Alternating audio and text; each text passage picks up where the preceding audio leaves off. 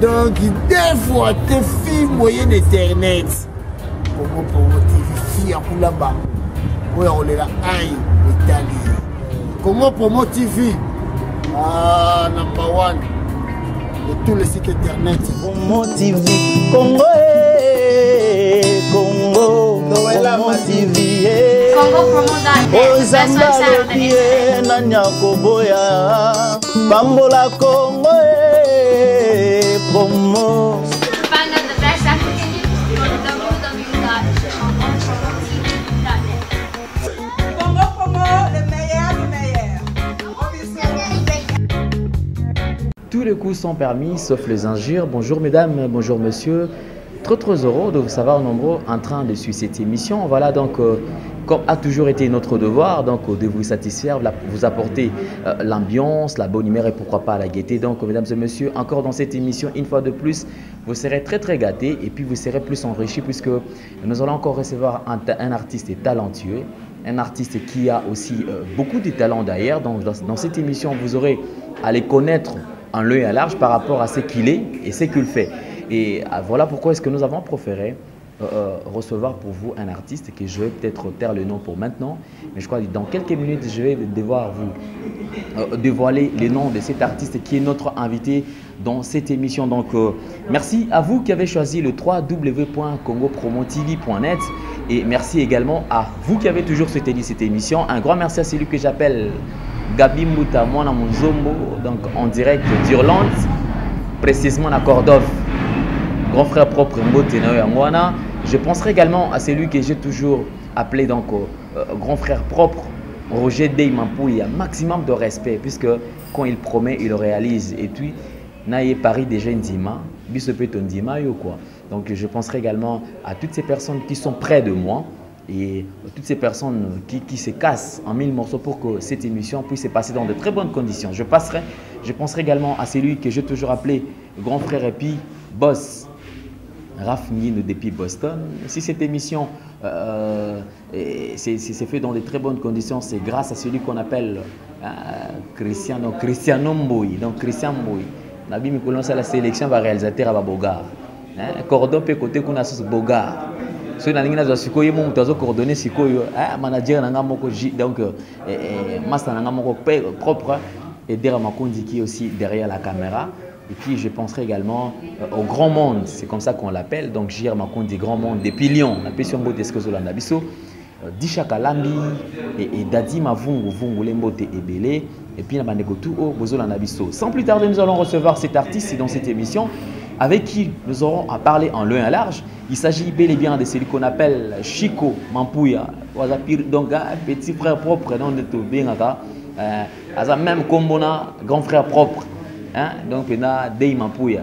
Si vous avez un basco, Chico Mampouya, artiste évoluant tout près de Nika Boronina Ferré. Donc, je salue en passant. Et puis, Pembe est toujours dans la carte Jet Set. L'autre Yambaye, Toro Solo, Lana Chico. Avec un peu expliquer qu'est-ce que fait que tout le monde, moi, la production Mikolo, Azala quitté, répétition. Azala quitté. Et puis, tu remets un peu là par rapport à la carrière naïe, ma camion surtout à Zosala. Chico, bonjour. Bonjour Papa Alain, bonjour Congo Promo, bonjour. Bonne santé. Santé, Chico, vraiment ça va un peu. En fait, qu'est-ce qui s'est passé ces derniers temps? On va nous demander, Chico, il y a un petit problème ou quoi? Non, mon inzoto, il y a un autre suivi le traitement vraiment malongate. Et si nous autres sommes au sali moi, au béli moi mouké, c'est un faux contrôle. Mais tant que je contrôle ça m'a quitté à un moment qui ont sous moi, sous moi mais maintenant ça va, ma répondre vraiment ça va. C'est vrai qu'il y avait des rumeurs qui circulaient à travers la ville que Chico Azal Sousouté, Chico Boye. Les lots comme Toyambi Yomoko Chico, tous en a besoin que Yomoko préciser. D'abord, tout au Bazolanda, on a Poto, on a Angola, partout à travers le monde, quand même que Chico Azaka Kapeme Nanika Boronina. Non, c'est carrément bon, parce que mon vraiment moi trop bandé moi absence il y a un moment raisonner de façon là mais toujours permis à président en affaire Angola Maman toujours pemé na ni kaborolina, ba massa tout au boiminga la pemé na fier rigola, na zaka na fier rigola na ngai. Par fier rigola na kindi wapi, papa ale. C'est vrai, à part faire rigoler au Kenya, puis peut-être dans les jours à venir, tu aurais bango. Mais je suis cotolingi, tu quand même. Pemé na fait au sali combien de temps déjà? Bon, Pemé na fait naza déjà dans 4 ans, donc 5 ans. Ouais, donc 5 ans. Donc 5 ans déjà. Mais les lois qui balingi au sali la biso bilan na yo, Pemé na fait puisque tu es bi, nous tournons sur la sala quelque part. Chaque fin de l'année, à ça la bilan. Que on a bilan nanga na moni que non tout cas positif, na moni que esimbi. Bilan nanga na moni bon nazo bunda nano ce qui yo lelo lingo ça la bilan ya carrière na yo na nous permet à faire pendant les 4 ans aucun de 5 ans au koyi ça biso nini bon le wa na zana nous permet na e mamanga pe na mona de Jésus qui non ça va Jésus qui non bien disque ça on a bazo ka tout ça dans mamanga moi vraiment pépélé négatif exact de la biso normal. Chico, c'est vrai, dans cette émission, nous évitons toujours la polémique, mais c'est que vrai, et tu en as besoin plus dans cette émission, au Bandekotu, au Bazo Landabiso, mais qu'un peu qu'on comprendre. Puisque c'est que vrai, Poto et Bengi Biso. Ah, tu me dis, Chico, donc, je profite de l'occasion pour saluer grand frère propre Roger Dey Mampouya, parce que grand frère, voilà, Chico Yeyo. Donc, Nena Prometaki, Bundi Ti, Nayoko Zoai. Donc, Chico Yeyo, tout ça, Awa. Bandekubaza Ebele tel que Jir Makundi, donc grand monde, c'est comme ça qu'on l'appelle, depuis Lyon, grand frère propre et Amasananga personnel, et Der Makundi que je salue, Nicolas qui m'a moi des jours, mais Azongi déjà tout ça na awa, et quand même tout l'ingi toye ba, lorsque commis et pas à ferrer, tout l'ingi toye banano loko ali bosso, ou ça là qui yo bazo et pas faire, puisque depuis ferrer, alors bah faire kingo dingo, il faut yemba, il faut mana libo, il faut changer ça. Et là, on a ça qui est pena Chico faire le petit fois à côté. Bon, en fait, ton banaya qui pas faire répondre à ça qui était sur la fiki non. OK. La fiki il y a biso à la foire. Alors naya qui ndega ba mission tout ba la bango. Et puis bon la yimba qui le côté à mouvement. Mais naya qui gala ba autre to benga biso mais improvisation. Donc là c'est improvisé car on a là aussi improvisé, puis bilonio sur la imba na iba la pas sur les lotés. On a improvisation car la imba improvisation des présidents à mon qui a sentir que non petit vraiment azo rappeler ngai mutu songolo pakala. Modogwa baramba. Grand frère na ngai vient na ngai modogwa baramba place azali vraiment. Bambo ta trop na longo les chapeaux donc bambo ta trop place azali vient na biso modogwa baramba.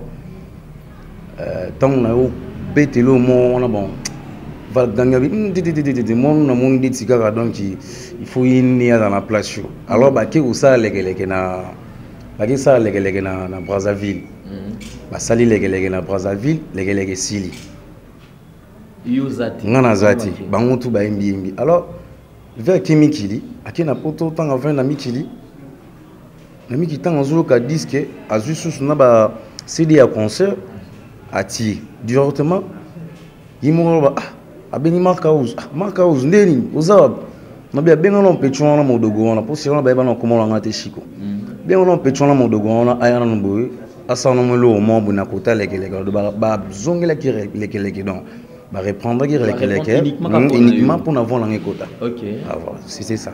Et c'est vrai dans lekeleke est-ce que tous quand même eloko sélection dans lekeleke puisque tu es que la deuxième fois yemba mais c'est vrai même batubele bazolanda peut-être ba éviter que pena yo ouais si batubele ba éviter que yom to sala eloko wana mais tous on a besoin quand même de faire revivre biso lisusu ba moment oyo talaka lekeleke ici là et que poto et à partir de l'Europe ni Cameroun se décide à ce que yibazongi ça pour que yo oyemba eloko wana enfin donc c'est que yom to clôturer lekeleke c'est le logo na batu ba yo ka lisusu lekeleke na la deuxième vocale lourd donc na betanango na profiter na salut na vie na héritier minimbu magi to vie na héritier minimbu boak salonga mais bambota trop masalanga isalaji donc bambota trop donc voilà mankambo nyonso zoluke kosuka seka kana mabelo tous ces pays siba nalola te voter singa kebo yembe sanganzi bolingo no te na iglesia chakwa baksangi maloba kola la kisake dezega yogili banda libanda ngapena kutezu pashitani gola baks maloba sikapo dozeleki Dozeleki, Shetani Golay, Papa Machase, Willy Tembele, Edi Mangunti, Maya Bejaki Soka, Mona Mama, Funinzungu, Amoni Bilay, voilà ça, on a bax. Voilà, merci, on applaudit quand même, parce que tout le monde dit non, ça va. Et c'est vrai, mais pourquoi est-ce que yo kende pena, c'est comme si on a travaillé mon dogo, moi, Ningito. Non. Un jour, il faut emaner ce monde. Non, Nadagi na za mundu bena imbaranga likolo. Oh, imbaranga likolo. Na kinanga ba likolo, mais tellement que Natala qui orchestre. Natala qui orchestre, pour moi, travailler musique internationale, na travailler musique internationale trop. Na sali world trop. Na sali travail où ils a qui ba musicien mususu na Congo ba na monte. Où ils a qui na ko imiter voix ya mutu. Qui n'a pas de voix songolo pakala imbara deuxième voix na minga na ozon mwa mukina mi ozon ndina meka isu na tali na orchestre et pas na jet set chauffeur egola na moni ki na moni déjà ba o nani azali na moni de Gaulle aza déjà on na moni ba mususu na ba songolo pakala na bazala ki on bon na bi bon na wo ya pété le wala bango ça veut dire que fona luka place mambu na ozala libre on a pesa exercice qui va mission na yo kuta wana ba koka obetelo na ngati ndina meke ko sala na bendi ko bandi ko benda ne ko zo retrouver vena biso moduga baramba. OK. Ndina kuita pina mincho na Congo na Kinshasa mo bimba mission yimba na la deuxième voix zate. On les a eu répondre pour ces graves zate la deuxième voix tapis c'est moi. Tout le monde ils a OK c'est tout OK wapi BCBZ mais je mère songolo pakala ezati ka ngani no yimba. Mais tout à l'heure, tu as dit que non, vous êtes capable de faire la deuxième voix. Est-ce que vous avez la deuxième voix puisque tu dois comprendre l'exercice. Puisque lui, tout à l'heure, c'est vrai, aux 8 ans, on a la world music, aux 8 ans, on a un peu trop. Est-ce que Chico est capable de nous faire encore quelque chose aux couleurs nayote, mais deuxième voix tu comprends que réellement, Chico qui n'a pas tapité. Bolingo pesa kinga yambuma ebola na lie comme ozalanga ba diarrhée. Na gomodiga bazai na bazai papa botanga ishiko komona ye de magama mpuya mama botanga ishiko elene mizaleka asazali lelo ba komona bankoko makoshi miradi mi Fortina Mathias lobibe ba komona bankokolo na bankokololo makanda baboma ngai na présence nanga bapesa nga gato lokuta pe koma vérité nzamba sala biloko mi non. On peut donc sentir que ils ont la lourdité. Ils ont la lourdité, ils ont la léger. Donc normal. Mais Chico, en fait, qu'est-ce qui se passe puisque tu as dit qu'au salle quand même très bien, un bon travail, d'ailleurs félicitations. Puisque même si tu dois s'attendre, bah deuxième vote au canal lesquels quoi, on a l'exercice. Si le l'autre on va mais jeune, tu dois s'attendre peut-être au tout le monde a tout le monde déjà à Cuba, na mamba musique. Mais un jeune, oiseau pesa et l'autre travail à Nicolo, les lots. Nini est aussi maté pas ferré Chico puisqu'apparemment c'est comme si on est très à l'aise Hermoko Salneti au Bimi Hermoko Salneti au Kitty qu'est-ce qui ne va pas bon naoloba on m'a embrisé dans mon ou soit c'est comme si opposition on a combattu tu n'as vraiment combattu bon moni pour le banding moni nanda unioso papa allez nanda unioso vina biso mampuya zoloka dei mampuya vina biso dei mampuya ayoka vraiment donc na parler nyonso papa zalara chef tu vois à part papa ba tozala ba grand frère maman pas zali ba grand frère bazali donc tu vois mais soki problème on legi na famille et c'est un papa salali avant ça bana qu'est-ce qui se passe na moni koto ils ont marché très bien tes koto bon na moni bouna ils ont animé chez nous là-bas on a habité pas de réunion tout dans la réunion OK chez bisou dans la réunion mais est-ce que vous aurez rappelé tant par exemple il y a beaucoup d'anaïm sous on a ferré parce que ce qui est vrai les lots actuellement et pas faire il y a un petit souci quand même en biso petozo bundanango beaucoup mis tellement ébélé na niveau moi ça ranaté vous autres travaillez dans nos ndengeni par rapport à mamie sous ton puisque beaucoup mieux ébélé peut-être voir on peut quand même sous 3 4 personnes vous autres ça quand même voir té na vont na za ngamo jusque là bana na kota mouvement ti lelo na ngamo OK donc ti lelo na ngamo Mais bazan la bango belé, ba deuxième fois bazan la bango belé, mais le quoi en ngate. OK. Pour voir on a ça la rawo, vous avez vraiment boy so landi pina bien. Papa na biso na ba mutu mo fo agara da biso bien, tala ke lobi pe ko causer nga maladie. Bon, lobi so causer nga maladie dans bimana zandi. On s'en sortit comme j'ai 3 enfants. OK. J'ai 3 enfants, Fortuna Mampuya, Marcochi Mampuya et Miradi Mathias. Na pesa ndo ya mon patron nga Mathias donc. OK. Miradi Mathias Yasuka. Voilà, donc déjà vieux Roger Dey Mampuya donc talandoi il qui na ndoi li susu donc Chico Mampuya op déjà ba petit na parler pe ba Mampuya kaka. Donc je crois qu'il faut quand même moi à la soutien par rapport à comme on a puisque comme on est là comme n'importe quel nom t'es là ba vieux Roger Dey Mampuya pareil ndima bango. Donc ça comme il faut un peu c'est vrai et pas faire au sali na carrière na yo et pas faire jusque là au sali combien de vocaux la vocal combien ça banda to bandi na banina lekeleke la paix bon la paix to chango les carbos ça déjà vocaux to chango kaka puisque il a déjà dans 6 vocales 6 vocales 6 déjà donc déjà tout ça déjà mon corps est-ce que tu connais ce qu'on a la paix c'est ça maman wapi papa bitumba vebe tulomba ngemba kote beno bikampe pe vandana ngemba ya munu bampangi mbino na nisabo nzambi na munu nkelewa nzambi kelewa mais obigi mon ngana comprendre voix ya kilwana ozobimisela ngo wapi c'est que ça le bateau ko ba voix mususu les ko yemba comme voix ngo kiti do ezasko travail il a travail ndé tout le monde a moni ka bornina ah patron mon mystique monsieur na son ningi mon ninga ba travail na yé soutenu ka borni na yemba même ba vocal ba deuxième fois président na affaire ego la place aza bambota trop na ba na tout na libota na nyonso bambota trop donc il y a ça la ba voix tout beta ba voix tout na bandi likolo akiti titi na si tina si na mais yebikaka. OK. Mais quand même tout ce que qui na puisque tout ça déjà deuxième sur le 6. Les jours ça déjà 2. Donc tout qui n'est qu'on a boîte noire parce que la boîte noire n'est pas maramouné qui comme appena ça va quoi parce que tout qui répondant à 4 vocaux. Ouais, 4 vocaux dans la boîte noire. Voilà, tout ce qu'on a dans la boîte noire. Troisième c'est quoi?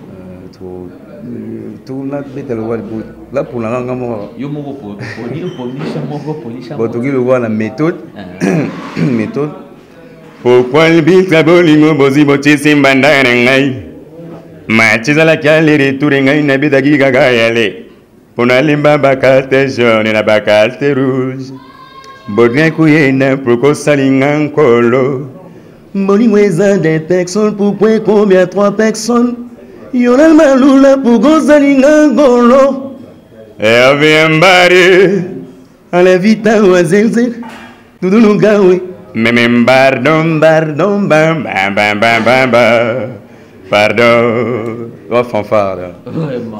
On a fanfare.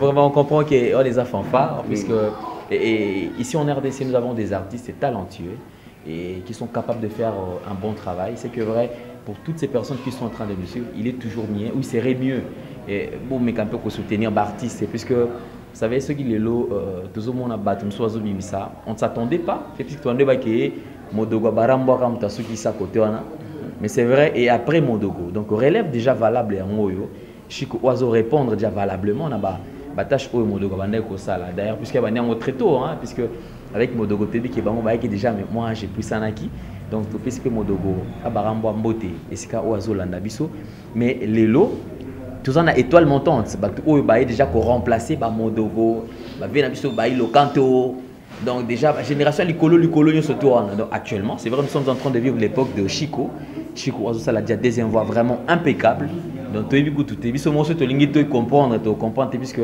ils a vraiment bah logo ils a don on nzambe pesi moi te comprendre bien zaté on a tout déjà dans troisième toujours dans boîte noire ce que tu es dans quatrième avant ce que tu es quand même na kushite mais tu es dans quatrième au cas na kati il y a boîte noire awamboli mwavuti kumupesanga mokongo ngana kende wa pierite minimbu alinga kena kota na bolingo na donc oyo eza vocal moko tu donc on a saki ya suka oyo ya suka donc après ba vocal nanga tout na boîte noire après ba vocal nanga tout na boîte noire oyo pena donc nazali kutu na matanga place moko babenga alors oza besoin noko yaka boye rapide ok, bah c'est sous ça va. Na rapide mbao ngala na kima ba mbao. Donc bilo déjà ça Zaki n'a déjà bien préparé. Mais non singa ngala na zo espace. Il a ko taper na cabine, ton côté sa cabine na ko tipe prise Zaki wana.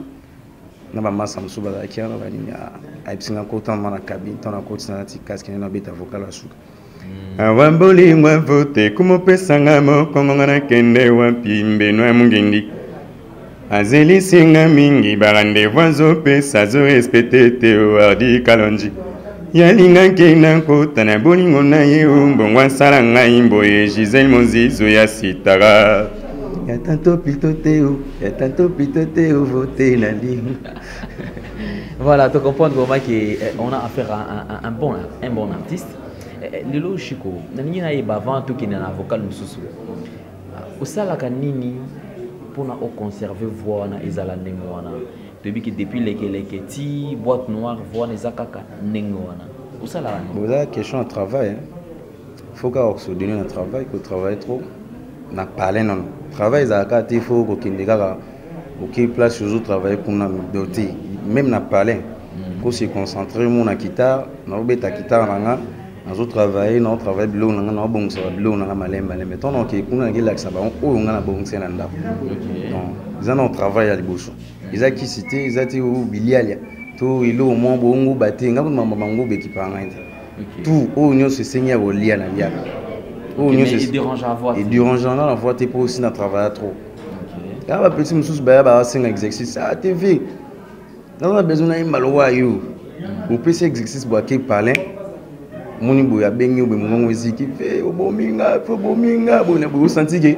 oh na bomi na ndenge o vieux bominga o senti ke akokiti deux ans fo yimu pesa non travail non fait dans ma casse net ngalo wana ebi déjà na bimi de na ndenge wana donc faut na concentrer ma casse na pas perdre en honte on perd en honte donc faut na ma casse vraiment. C'est vrai. Bon Chico, on va partir rapidement na vocal mususu puisque déjà na katia boîte noire tozu déjà D et l'idée c'est ça. Donc il y a vocalement on peut ça la trois vocales na katia ya boîte noire c'est ça non. OK ça va on va partir. Elamba motema nangaye elamba ya motema nangaki muzungu elatikule bolingo no michuri yimotozalaki pembeni na ngai koko muye yekomi na benga bapenda ngai sonzwa ndende on est sous gaga voilà. Mais obige ngelo na ngana naiba est-ce que Chico ba ki kopesa ope chant mobimba oyembi yango na deuxième fois parce que ermo tozo banga parce que bango bimisa e mo kiti et la chanson na opesa bango exercice belleté à ma classe. OK on oyemba pena calmement c'est pas facile kokanga sentiment d'amour ya moto lingaka héritier nyeza difficile lokola kozope motema oyezi yesu yela ya kolanda moto ezolinga ba sentiment d'amour oyo baboyaka kosativa mingi bamonaka poison nazobanga na perdre contre ntango rebela basentima ekolega molai na ngai héritier minimwe atana kelasi soki kesteleki magazine ekomaka devoir adomi okomprendre nazala nga non ma solo yo imba nyonso ba iba ngwero c'est vrai na 2015 à la fin 2015 peut-être mais tu qui déjà quand même que Nika Boroni a PCP chance na bino tout ça derrière la chanson la chanson de Jézali est-ce que ozuta koyoka album susu bandikono mususu puisque eza iloko liboso il faut signer est-ce que c'est préparé déjà en conséquence bon on a yoki ba massa maki ba massa ba bandra ba bongisa ba texte on va travailler vraiment ba texte on va les acteurs à terre maki ba massa ba bongo bongisa vraiment boulot pour comprendre ba texte nous acteurs à terre za mikie hein boyembi bien té bo bongisa yembeli wana yango té hein bozo yema mabe. Donc c'est ça on a gagné ça bon vous ba bien té do yembi ba terre à terre moi je croyais que na cancer peut-être que kotika Nika Boroni na Cause en musique nika boni na peut-être ça va un plus moi même na moni lo monte moni lo monte na butu na tama salanga salade na tuni masalanga salade ndenge ni ba masala ndenge ni masalanga bi non faut yoga bango bien na zupetan au cha cassette CD au cha CD na yoga bango en tout cas maman ça va bon ça va texte la bino va texte ça faut boembi ma b nazangi lo roté ya bino donc yo même sinon mais est-ce que yo ozo ba que yo pe faut signer titre calamité ouais titre na ngeli yo ba que peut-être ya yo pe ba ça la critique na le roi sina yo ki ya bango donc titre na ngeli ya bango ba embi bien te bembi le roi bana mikemo bazo le kala nzela moi mozo bita kingongolo na mozo yimba c'est ça musique on habite sur musique on va ça musique on va pour la banane musique ils a bon des musiques faut vendre trop na palais faut concentrer mon tout tête non fait ça là trop faut raisonner ma casse ils a dit au 20 nous car au bimino outil boîte net ngani na la bonaki na ba boîte OK na ba boîte rare OK na ba boîte rare na zo attendre na pongi na lali pongi na temps na la monki na dami na sali maramanga c'est fini et puis pourquoi pas mon continuer là na sarana ba na sarana seki na miradi na seki na makoshi et puis Fortuna dans c'est ça. Mais quand même Chico, tout zonga na boîte noire. Tout boucler siko boîte noire puisque tu cali vocalement quoi. Partir de tout sur la même vocale la pour tout clôturer na boîte noire. Enfin, tout tu quand même na eloko yoko ya pe na 2015. Sokyo e banki ke Wala majali yodo. Manabisa kinga yo li pasa bambongo wili mon change kwengeze derrière. même le résident c'est symbole ngonde mama balinza kaka weza ba signature ba signature pour la examiner qui travaille za dimension vous dit que na outi na c na yeno mo place mo pour na zongi na bambani Sokyo e banki ke Wala majali yodo. Manabisa kinga yo li pasa bambongo wili mon change kwengeze derrière. même le résident c'est symbole ngonde mama na kuina ngai Vraiment, on sent qu'ils ont devoir pour les ça. Na bande comme sous baimba. Donc aujourd'hui tant quand même ya koyoka. Qu'est-ce que tu rassures na batutu wazola ndabiso? Chico azana nokara pemeni affaire to nengeni okilelo ko pesa biso position na yo devant la caméra pour na bande ko tout bazoluka puisque c'est qui est vrai on a très recherché. Poto ezobenga yo, poto ezoluka yo et enfin le lot quand même to luka yo. Au pesa biso position. Vraie position est Chico pour les moments. Chico Toki Kolbani. Vous avez permis de faire de Chico Azananda. Chico Aza toujours permis de faire rigola. Maman Salanga touche. Charles PCPC vient d'en hériter Minimbu. Maman Salanga tout Yambanza. Maman Satou Bazanzinga Zinga donc. Chico Aza toujours permis de faire rigola. Aza toujours permis de Nika Boronina. Il a maramba papa na moi non. On les a maramba tali tata na moi donc. Tout ça, on a un mouvement. Voilà, donc Chico, on confirme que Chico a toujours permis de faire, mais c'est vrai, et quand même, Chico a travaillé puisque déjà, PCB nous va titre, ils ont travaillé, ils ont rassuré pour la première fois, ils ont signé titre. Fan dans tout, fan tout, il y a Jésus de Nuance, fan tout, il y a Nika Boronina. Fan tout, il y a la Chico Torterre. Donc, dans les labino fort d'abord, la vraie chérie, la vraie Joe, dans les labino fort, vous avez la patience, vous avez mis à vimba binoti, de vous avez la patience, vous avez là toujours, bablo on a bichou à main, naïm banzem nangai calmement, vous consommez on pique calmement, surtout pressé, pour bébé sa boulot. Ok, Chico, quand même, nous sommes arrivés pratiquement à la fin de cette émission, mais avant tout kabonana yo. Tu as quand même coordonné pour na batutu bazana besoin ya kuta na yo bazana besoin ba benga yo puis ça un numéro de contact yo ba oki kozwa yo facilement plus 243 81 798 66 88 benga ngai bo benga tout solo là l'esprit est bien. Et surtout que l'album Maison de Mapé Calamité beaucoup de studio, donc je crois que par rapport à Nzembo na yo, tout le monde a besoin que Oyemba on a besoin de se retrouver dans quatre ya Nzembo ya Chico Tracteur. Binga na numéro on a péchu on ou binga na numéro on to sola to yokana. Vous en a besoin chant Tolibanga soza besoin chanto libanga to yokani ndenge ezala kaka ndenge masolo to yeba nini to sala bengai na plus 243 81 798 66 88 bobinga ngato coach vraiment donc merci à trop na vie na héritier Minimbu Alain Kassai Charlie Binda Charles PCP c'est Jordan Gisèle Mozizou Yassitara et puis on se batikali bambota trop na bosani binoti donc bambota trop merci à trop.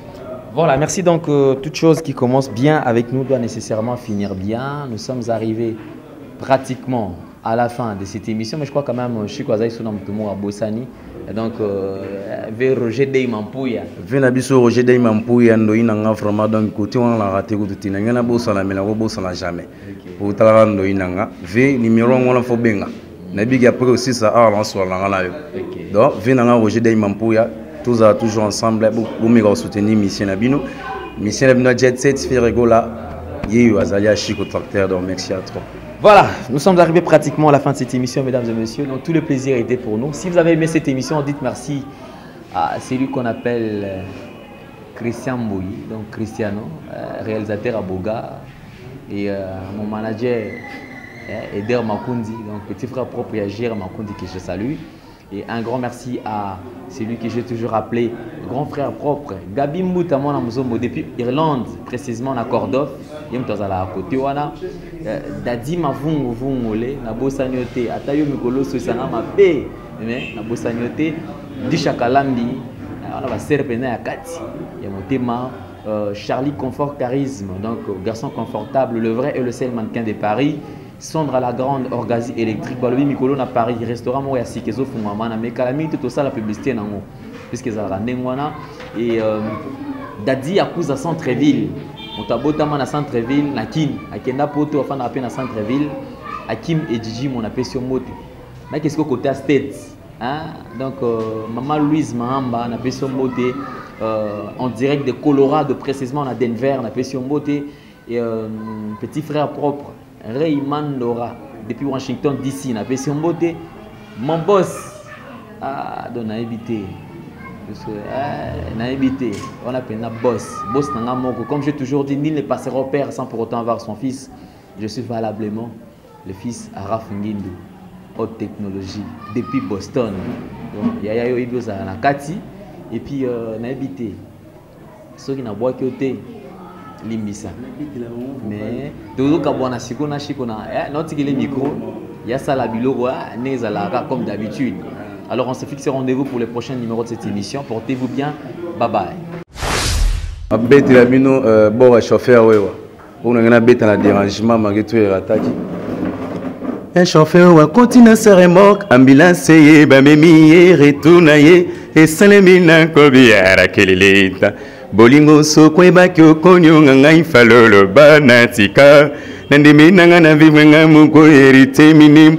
Eme mbumbe bombo bloko taviki bosuko metre giga masongo lokamba siboli sitite nya manzila toni loka bongo dangola preza wizo gentil gasongo ah mama nazozanga nde motango chela motemai kosalanga mabete no kyoko ya kocha vinanga na pasio na lukina kanga motema nanga ezo simbate Bera binganga koloko tampa pala jel ki mwen ki je meksi mbokani Alain Kassai Mankambo nyonso zoluke kosuka seka kanama beloyo Tuze bezi bansiba nololande vodezingai Kebo embe sanganzi bolingo noti n'eglesia Chawa baksai maloba kolala kizake dezega yogi libanda Ngamina gude subash tani gola bax maloba sigapo dozeleki shetani golai papa machase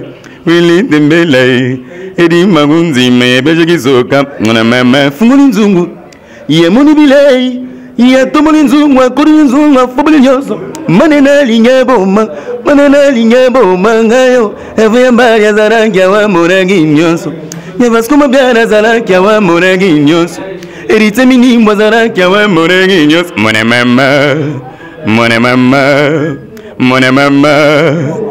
mama tudo noto aqui, não me gosto. Oh Deus, me amor da minha vida, eu te gosto muito. Chita Nicole, eu te gosto muito. Mokatimbila madnanjeta bosalile machete. Entana lekana mona machete na pesa mugatimbile. Mbambila bakwinga balobinanga nazali kulune. Vote singa pardon ya kako vengaye. Edigilombo bino mugendi bablokote. Zuruba bere bekazet. Arimi visa kanse sote.